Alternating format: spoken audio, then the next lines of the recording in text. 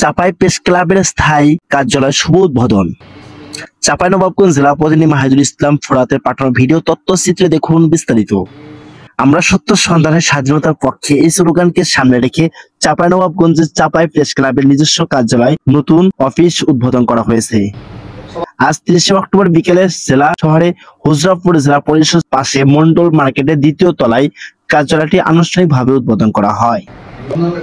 চাপাই press ক্লাবের নতুন কার্যালয়ে আলোচনা সভায় সভাপতিত্ব করেন প্রেস ক্লাবের সভাপতি দৈনিক খোলা কাগজ পত্রিকা জেলা প্রতিনিধি আখতারুজ্জামান ঈশা।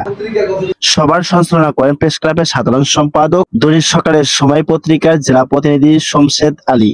এ সময় উপস্থিত ছিলেন চাপাই প্রেস ক্লাবের যুগ্ম সাধারণ সম্পাদক চাপাই চিত্র পত্রিকার সারোয়ার জাহান, সাংগঠনিক সম্পাদক দৈনিক জনবাণী পত্রিকার জেলা প্রতিনিধি সোহেল রানা, অর্থ সম্পাদক দৈনিক আমার সময় পত্রিকার জেলা প্রতিনিধি মোহাম্মদ ইসমাইল হোসেন, কার্যকরী সদস্য মাতৃভূমি খবর জেলা প্রতিনিধি শহীদ হোসেন, সদস্য দৈনিক বাংলা কণ্ঠ পত্রিকার জেলা প্রতিনিধি মাহিদুল ইসলাম ফোরাত, সদস্য দৈনিক গণমুক্তি পত্রিকার জেলা প্রতিনিধি শাহিন আক্তার, সদস্য মানব কণ্ঠ নাসর উপজেলার প্রতিনিধি ইব্রাহিম বাবু প্রমুখ।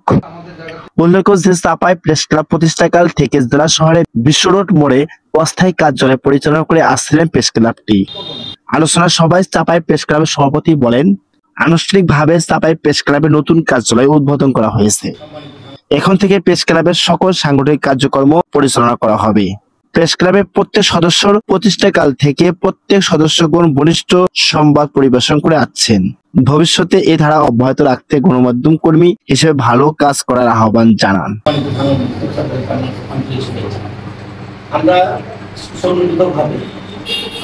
Mohammad Palash Sheikh, SMP news 24 news desk.